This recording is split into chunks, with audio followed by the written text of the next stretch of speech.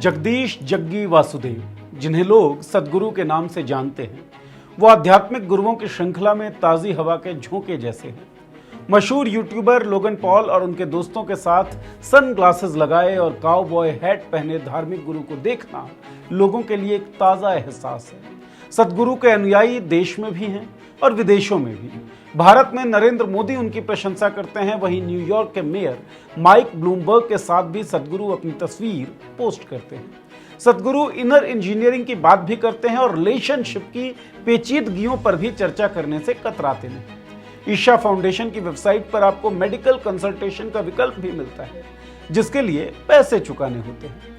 जब पूरे देश में सीएए के खिलाफ प्रोटेस्ट होता है, सद्गुरु सरकार का समर्थन करते हैं, कई मौकों पर मोदी की तारीफ करते हैं। प्राइम मिनिस्टर मोदी's presence there is very important. नेताओं की तरह हिंदुइज्म और हिंदुत्व में फर्क नहीं समझते, लेकिन फिर ये भी कहते हैं कि मैं तुमसे बड़ा वामपंथी हूं। सद्गुरु के अनुयायी देश में भी हैं और विदेशों में भी। आम व्यक्ति भी उन्हें फॉलो करता है, बड़े बड़े सेलिब्रिटीज भी, ताकतवर राजनेताओं के साथ भी उनके अच्छे संबंध है। जग्गी वासुदेव का रेंज कमाल का है, लेकिन जितना बड़ा रेंज जग्गी वासुदेव का है, उतना ही बड़ा रेंज है उन पर लगे आरोपों का। पत्नी की हत्या से लेकर अवैध तरीकों से जमीनों पर कब्जा, जबरन लोगों को आश्रम में रखना, नई पीढ़ी का ब्रेन वॉश करना जैसे आरोप जग्गी वासुदेव पर लगे हैं। कई लोग उन्हें सॉफ्ट हिंदुत्व वाला व्यक्ति कहते हैं, तो कई अवसरवादी व्यापारी जो धर्म और आध्यात्मिक बातों के सहारे अपने साम्राज्य निर्माण में लगा हुआ है। कौन है जग्गी वासुदेव, क्या है उनकी यात्रा, क्या है उन पर लगे आरोप, ये सब इस वीडियो में।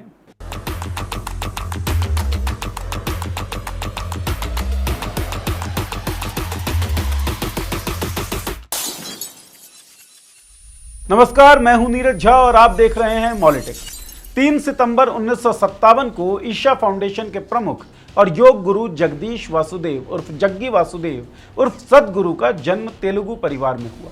सद्गुरु के पिता बीवी वासुदेव मैसूर रेलवे अस्पताल में नेत्र रोग विशेषज्ञ थे। सद्गुरु ने अपनी प्राथमिक शिक्षा मैसूर के एक स्कूल से पूरी की। अपनी औपचारिक शिक्षा पूरी करने के बाद सद्गुरु ने मैसूर विश्वविद्यालय में दाखिला लिया, जहां से उन्होंने अंग्रेजी लिटरेचर में अपनी आगे की पढ़ाई पूरी की। अपनी पढ़ाई पूरी करने के बाद सद्गुरु ने 24 साल की उम्र में अपना पोल्ट्री फार्म का काम शुरू किया। सद्गुरु मोर देन अ लाइफ के लेखक अरुंधति सुब्रह्मण्यम लिखते हैं कि बड़े होते हुए सद्गुरु ना तो आध्यात्मिक थे और ना ही धार्मिक। वो मंदिरों में जाने की बजाय अंग्रेजी फिल्मों और नेशनल ज्योग्राफिक मैगजीन में ज्यादा दिलचस्पी रखते थे। तो फिर ऐसा क्या हुआ, एक ऐसा व्यक्ति धर्मगुरु या आध्यात्मिक गुरु कैसे बन गया? इंडिया टुडे में छपी एक रिपोर्ट के अनुसार 23 सितंबर 1982 को सद्गुरु मैसूर की चामुंडी पहाड़ियों में एक चट्टान पर बैठे थे। अचानक उन्हें लगा कि वो कुछ भी नहीं है और सब कुछ है। वासुदेव के हवाले से इंडिया टुडे ने लिखा है, मेरे शरीर की हर कोशिका एक नए अवर्णनीय स्तर के आनंद से फूट रही थी। इस क्षण तक वासुदेव खुद को आध्यात्मिक नहीं मानते थे, खुद को संशयवादियों का भी संशयवादी बताते थे। लेकिन इस घटना के बाद उन्हें आत्मज्ञान जैसा कुछ हासिल हो चुका था, यानी कि एनलाइटनमेंट मिल चुकी थी। इस घटना के बाद जग्गी को लगा कि जो अनुभव उन्हें हुआ है वो सबको हो सकता है और उन्हें ये अनुभव सबके साथ शेयर करना चाहिए। सो निकल गए आध्यात्मिक सफर पर और योग को माध्यम बनाया। इसके बाद धीरे धीरे कैसे उन्होंने एक साम्राज्य का निर्माण किया और उन पर क्या क्या आरोप लगे, इस वीडियो में आगे हम आपको बताते हैं। जग्गी वासुदेव ने सन 1983 में मैसूर में अपनी पहली योग कक्षा की शुरुआत की। 1984 में सद्गुरु को उनके योग गुरु रहे ऋषि प्रभाकर ने सिद्ध समाधि योग नामक योग का एक रूप सिखाया, जिसे सद्गुरु ने ईशा योग का नाम देकर आगे बढ़ाया। 1984 में सद्गुरु का विजया कुमारी से विवाह हुआ। विजया कुमारी, जिन्हें विज्जी के नाम से भी जाना जाता है, उनकी मुलाकात सद्गुरु से ऋषि प्रभाकर के आश्रम में ही हुई थी, जहां वो एक स्वयंसेवक और प्रशिक्षु थी। 1992 में सद्गुरु ने प्रभाकर से अलग होकर अपना योग केंद्र ईशा फाउंडेशन की शुरुआत की। इसके ठीक 5 साल बाद यानी 1997 में उनकी पत्नी का निधन हो जाता है। अचानक विजया कुमारी की मौत को लेकर सवाल भी उठे। कुछ लोगों का कहना है कि विजया कुमारी की हत्या की गई, जबकि सद्गुरु और उनके चाहने वालों ने विजया कुमारी की मौत को महासमाधि का नाम दिया। महासमाधि को यौगिक परंपरा के अनुसार शरीर का त्याग करने की एक उच्च अवस्था मानी जाती है। हालांकि विजया कुमारी के पिता ने मौत के 6-7 महीनों बाद पुलिस में शिकायत की कि उनकी बेटी को जहर देकर मारा गया है। शिकायत के अनुसार डॉक्टर ने सर्टिफाई किया था कि विज्जी की मौत हार्ट अटैक से हुई। हालांकि जांच के बाद कोयंबटूर पुलिस ने केस बंद कर दिया। ईशा फाउंडेशन 1992 यानी अपने स्थापना के बाद से ही आलोचना और विवादों में घिरा रहा है।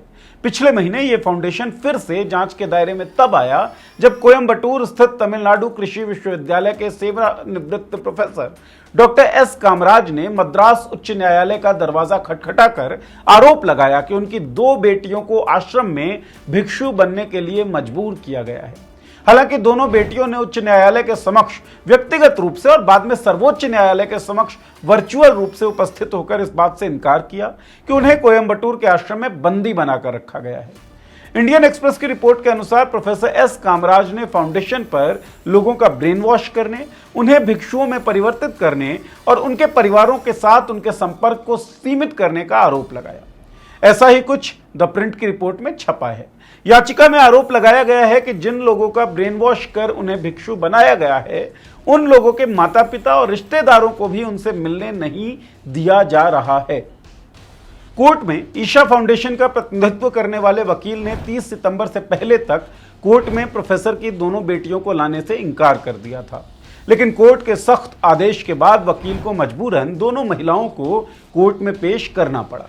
इंडियन एक्सप्रेस के अनुसार दोनों बहनों ने कोर्ट में कहा कि वो अपनी इच्छा से योग आश्रम में रह रही हैं। उनके ऊपर न तो किसी का दबाव है और ना ही वो किसी नजरबंदी के तहत आश्रम में रह रही हैं। लेकिन कोर्ट कन्विंस नहीं हुई। याचिका की सुनवाई कर रहे जज शिव गणनम ने कहा, हम जानना चाहते हैं कि जिस व्यक्ति ने अपनी बेटी की शादी कर दी और उसे अच्छे जीवन में बसाया, वह दूसरों की बेटियों को अपना सिर मुंडवाने और एक सन्यासी का जीवन जीने के लिए क्यों प्रोत्साहित कर रहा है? यही संदेह है।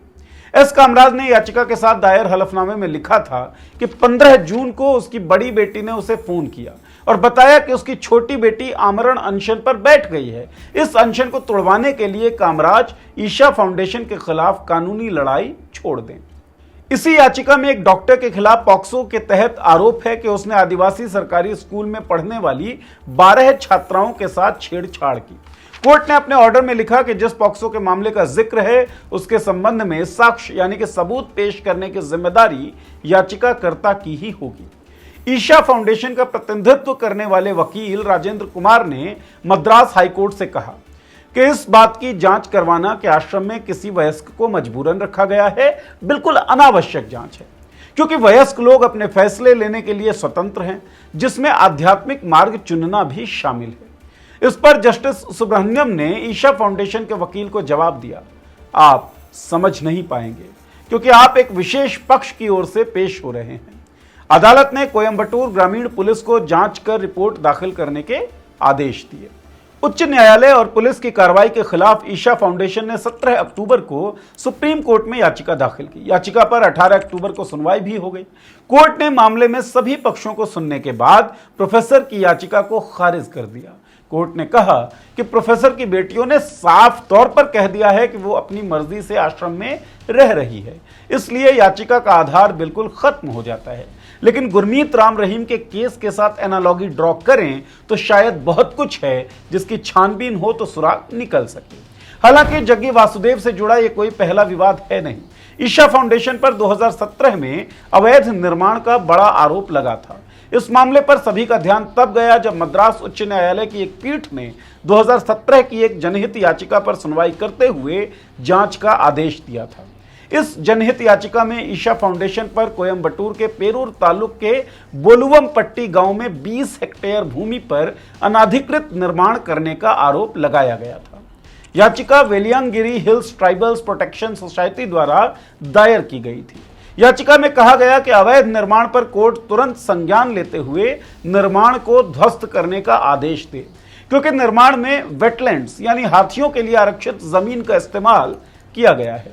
अगस्त 2023 में उच्च न्यायालय ने नगर एवं ग्राम नियोजन विभाग को आदेश दिया कि यदि ईशा फाउंडेशन का कोई हिस्सा नियमों के तहत नहीं है तो इस मामले में कार्रवाई की जाए।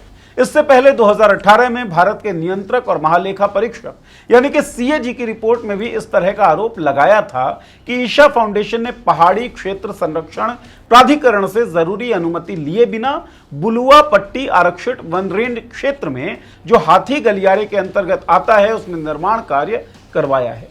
फाउंडेशन ने उल्टा कैग की रिपोर्ट पर ही सवाल उठा दिए। फाउंडेशन ने कहा कि कैग की रिपोर्ट में तथ्यों की अनदेखी की गई है क्योंकि न तो तमिलनाडु वन विभाग और न ही पर्यावरण, वन और जलवायु परिवर्तन मंत्रालय ने अपने अपने जवाबी हलफनामों में कहा कि ईशा फाउंडेशन ने हाथियों के गलियारों में कोई अतिक्रमण किया है।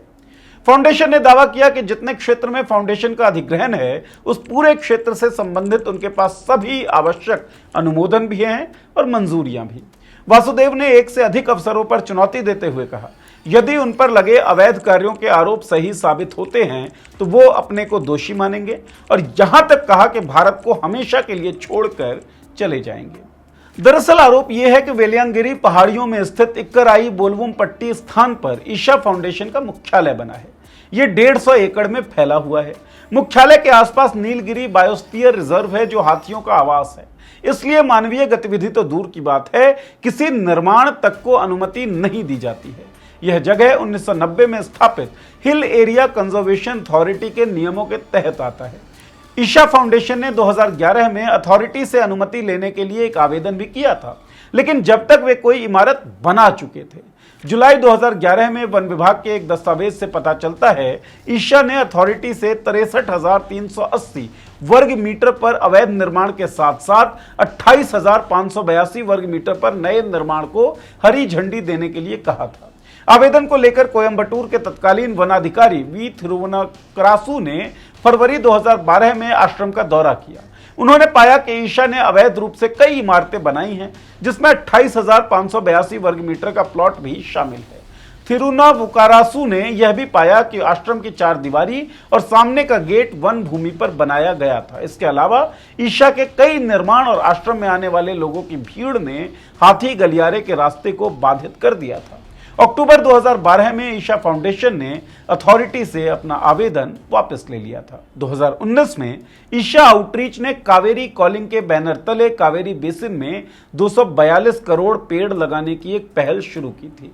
इसका एक दूसरा उद्देश्य किसानों की मदद करना बताया गया। ईशा फाउंडेशन के अनुसार इस पहल के तहत अब तक 10 करोड़ से ज्यादा पेड़ लगाए जा चुके हैं, जिनमें 2023-24 में 2 करोड़ पेड़ लगाना शामिल है। कावेरी कॉलिंग पहल उस समय विवाद में आया जब सितंबर 2019 में कर्नाटक उच्च न्यायालय ने राज्य की तत्कालीन भाजपा सरकार को इस पहल का समर्थन करने के लिए नोटिस जारी किया। 2020 में उच्च न्यायालय में एक याचिका दायर की गई। यह याचिका अधिवक्ता एवी अमरनाथन ने ईशा फाउंडेशन के खिलाफ दायर की थी। याचिका में कहा गया कि फाउंडेशन वृक्षारोपण के नाम पर जो दान ले रहा है, कोर्ट उस पर संज्ञान लेते हुए दान बंद करवाए। अमरनाथन ने सवाल उठाया कि कैसे किसी निजी संगठन को सरकारी या राज्य के स्वामित्व वाली भूमि पर कार्य कराने के लिए धन मांगने की अनुमति दी जा सकती है। ईशा फाउंडेशन ने अपने बचाव में कहा कि वह इस अभियान का हिस्सा है ही नहीं, बल्कि उनकी ही एक दूसरी संस्था ईशा आउटरीच इस अभियान से जुड़ी हुई है। क्योंकि याचिका ईशा फाउंडेशन के खिलाफ थी, इसलिए उच्च न्यायालय ने याचिका को खारिज कर दिया। आज के समय में ईशा आउटरीच के पास कावेरी कॉलिंग की निगरानी के लिए एक बोर्ड है, जिसमें सुप्रीम कोर्ट के पूर्व न्यायाधीश अरिजीत पासायत, व्यवसायी किरण मजूमदार शॉ, पूर्व केंद्रीय जल संसाधन सचिव शशि शेखर, भारतीय उद्योग परिसंघ के पूर्व प्रमुख चंद्रजीत बनर्जी, टाटा स्टील के पूर्व अध्यक्ष बी मुथुरमन, इसरो के पूर्व अध्यक्ष AAS किरण कुमार शामिल हैं।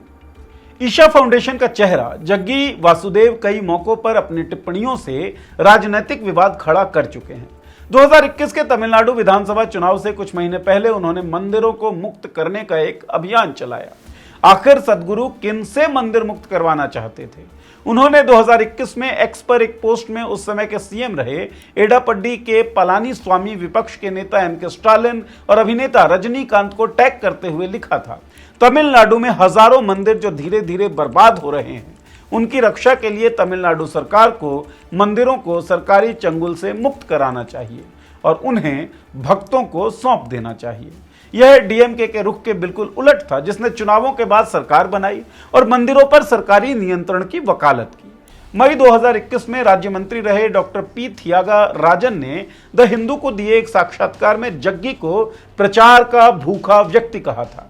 उन्होंने कहा कि सद्गुरु पैसा कमाने के लिए इस समय किसी दूसरे रास्ते की तलाश में है। डीएमके पार्टी और सद्गुरु की पहले की भी एक दिलचस्प कहानी रही है।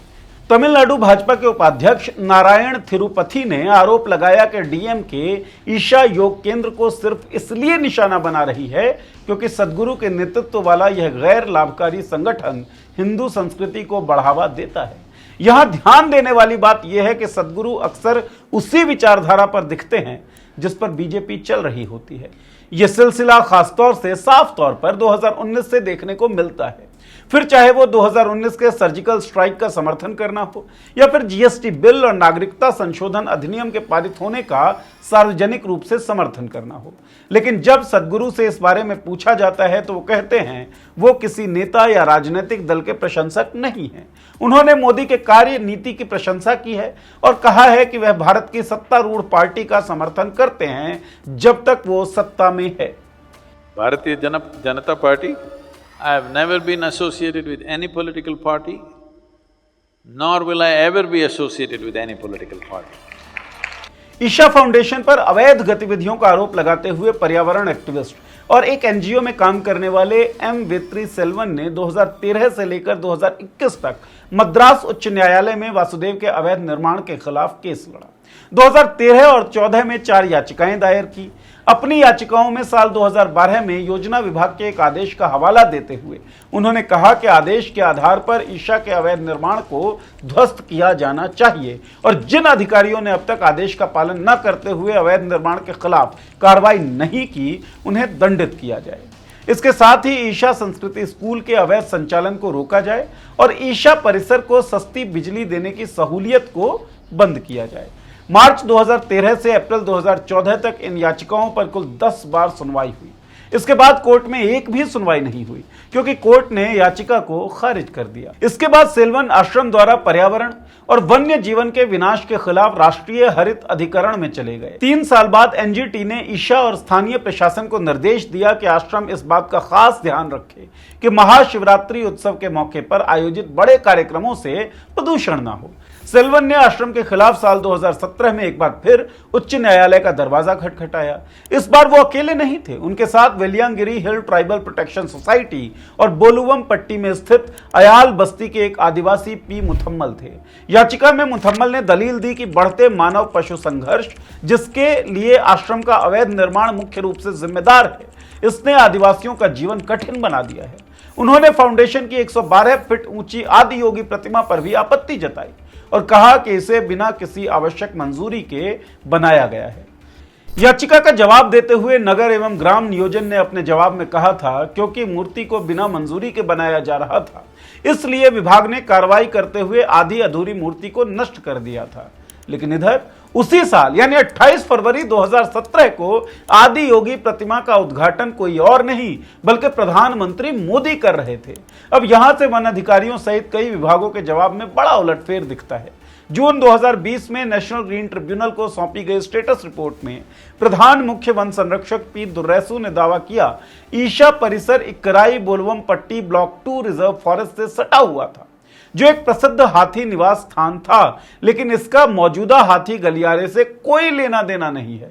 उन्होंने कहा कि अपने वार्षिक प्रवास के लिए हाथी इक्कराई बोलवम पट्टी में ईशा आश्रम के पास से गुजरते थे, लेकिन यह स्थान एक अधिकृत हाथी गलियारा नहीं था। इसके कुछ समय बाद पलानी स्वामी सरकार ने पहाड़ी इलाकों में बिना मंजूरी के बनाए गए भूखंडों को नियमित करने का यानी कि रेगुलराइज करने का आदेश दिया, जिसमें हिल अथॉरिटी की जमीनें भी शामिल थी। पर्यावरण एक्टिविस्ट जी सुंदरराजन ने दावा किया कि बाद में नियमों को इसलिए बदला गया ताकि ईशा फाउंडेशन को लाभ पहुंचाया जा सके। ईशा फाउंडेशन मुख्यालय से लोगों के गुमशुदा होने की रिपोर्टें भी दर्ज हुई हैं। मार्च 2023 में गणेशन ईशा योग केंद्र में स्वयं सेवक का कार्य करते थे। अचानक उनके लापता होने की खबर उनके भाई थिरुमलाई को मिलती है। थिरुमलाई ने गुमशुदगी की रिपोर्ट दर्ज की। एक साल बाद 2024 में तमिलनाडु पुलिस ने कोर्ट को बताया कि 2016 से 6 लोग ईशा फाउंडेशन से गुमशुदा हैं। हालांकि अगले महीने अप्रैल 2024 को हुई सुनवाई में स्टेट ने कोर्ट में कहा कि ज्यादातर लोगों को ट्रेस किया जा चुका है, लेकिन गणेशन अभी भी गुमशुदा ही था। बूम लाइव में छपी एक रिपोर्ट के अनुसार जून में उच्च न्यायालय ने यह देखते हुए इस मामले को बंद कर दिया कि एफआईआर पहले ही दर्ज की जा चुकी है और पुलिस इसकी जांच कर रही है। यह स्पष्ट नहीं है कि गणेशन मिल गया है या उसके लापता होने में ईशा फाउंडेशन की कोई भूमिका है।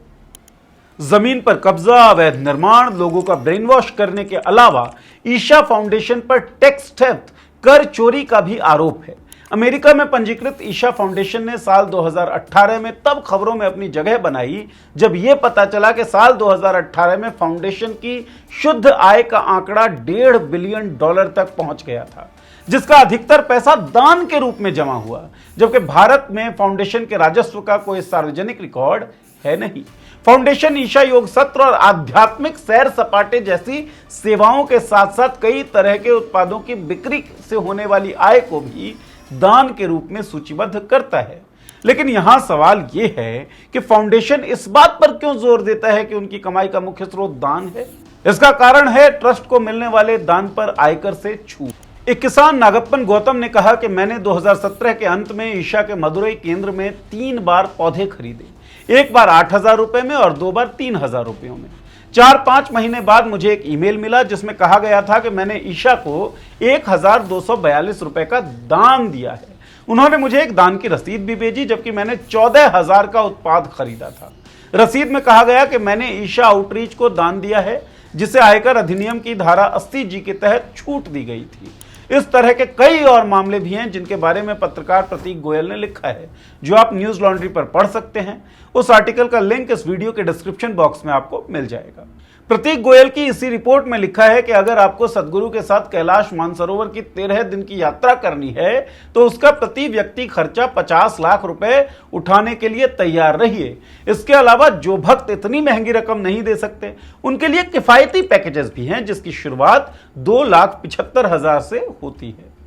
2018 में तमिलनाडु के पूर्व सतर्कता अधिकारी और विसल ब्लोअर अचिमुथु शंकर ने राज्य के आयकर आयुक्त से शिकायत की कि ईशा फाउंडेशन कर चोरी करने के लिए 80G छूट का दुरुपयोग कर रही है, जो केवल स्वैच्छिक दान को कवर करती है।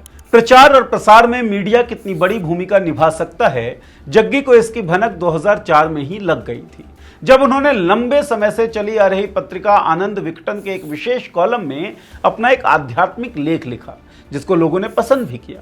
यह विशेष कॉलम सिर्फ आध्यात्म से जुड़े लेखों पर ही छपता था। कॉलम का शीर्षक था मन से रिलैक्स प्लीज।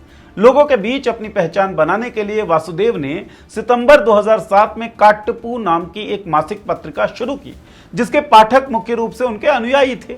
और अब डिजिटल ट्रेंड्स को देखते हुए जग्गी वासुदेव ने मशहूर हस्तियों के साथ टॉक शोज भी शुरू कर दिए हैं। पत्रकार बरखा दत्त और फिल्म मेकर शेखर कपूर जैसी हस्तियां इस टॉक शो में शामिल हो चुकी हैं, जो ईशा फाउंडेशन के मुख्यालय में ही प्रोड्यूस होता है। वॉक्सकॉम के एक लेख के अनुसार जग्गी वासुदेव एक तमिल साप्ताहिक में एक आध्यात्मिक स्तंभ लिखने से लेकर अपनी खुद की पत्रिका लॉन्च करने और अपने आश्रम के मुख्यालय में मशहूर हस्तियों के साथ आधे घंटे के टॉक शोज की मेजबानी करने तक बड़ी जल्दी पहुंच गए। खैर, आरोपों की लंबी फहरिस्त के बावजूद जग्गी वासुदेव लोकप्रियता के मामले में भी और भौतिक रूप से सफलता के मामले में भी काफी आगे हैं। लेकिन एक व्यक्ति के तौर पर अगर विश्लेषित किए जाएं तो वो नारी विरोधी, कुतार्किक, अंधविश्वासी और अवसरवादी प्रतीत होते हैं। नारीवाद की चर्चा करते हुए जग्गी वासुदेव कहते हैं, आज नारीवाद के नाम पर दुर्भाग्य से बहुत सारी महिलाएं पुरुषों की तरह बनने की बेताब कोशिश कर रही हैं। Today, in the name of feminism, unfortunately, a whole lot of women are desperately trying to be like men. जीवन के सूक्ष्म पहलुओं को महत्वपूर्ण बनाना स्त्रीत्व के उत्थान के लिए अत्यंत आवश्यक है। निश्चित तौर पर यह सद्गुरु का बयान सतही भी है और पितृसत्तात्मक भी। इसी तरीके से महाशिवरात्रि को विज्ञान से जोड़ने के लिए जग्गी वासुदेव कुतर्कों का सहारा लेते हैं। वो लिखते हैं, महाशिवरात्रि कोई धार्मिक त्योहार नहीं है, इसका ग्रह के खगोलीय चरण से कुछ लेना देना है। यह एक ऐसा अवसर है जब ग्रह और सौर मंडल ऊर्जा के प्राकृतिक उभार के साथ आपका समर्थन कर रहे हैं। कृपया इसका उपयोग करें। जग्गी वासुदेव के इस ट्वीट को कोट करते हुए astronomical society India outreach and education ने लिखा, महाशिवरात्रि का ग्रह के खगोलीय चरण से कोई लेना देना नहीं है। वास्तव में ग्रह का खगोलीय चरण कोई वास्तविक चीज है भी नहीं। इस दौरान कोई विशेष खगोलीय संरेखण नहीं होता। एक पल के लिए भी छद्म विज्ञान द्वारा फैलाए जा रहे प्रचार पर विश्वास ना करें। बहरहाल जग्गी वासुदेव के खिलाफ लगे आरोपों में से अब तक कोई साबित नहीं हुआ है। जग्गी जानते हैं कि कैसे लोगों को भावनात्मक तौर पर अलाइन किया जा सकता है। इसके लिए वो छद्म विज्ञान का सहारा लेते हैं, रहस्यवादी बातों के जरिए एक छवि बनाते हैं कि वो अलग हैं, नायाब हैं। लेकिन उनकी दुनिया में भी लोगों की गुमशुदगी, अवैध तरीके से जमीनों पर किया गया कब्जा, लोगों को ब्रेन वॉश करना जैसे आरोप हैं। ये आरोप कभी साबित होंगे या नहीं होंगे, वक्त ही बताएगा। लेकिन एक बात तय है कि दर्शन के जिस रहस्यवाद की तरफ जग्गी की बातें इशारा करती हैं, उनकी जिंदगी में भी वो रहस्यवाद छिपा हुआ है। सोचिए आप, जग्गी वासुदेव आध्यात्मिक गुरु हैं या अवसरवादी व्यापारी? आपको क्या लगता है? इस वीडियो के कमेंट बॉक्स में अपनी राय रखिए। वीडियो पसंद आई हो तो इसे लाइक कर दीजिए, शेयर करिए अपने दोस्तों के साथ, और इस तरह की वीडियो आपको मिलती रहे इसके लिए हमारे YouTube चैनल को सब्सक्राइब कर लीजिए। बहुत बहुत शुक्रिया।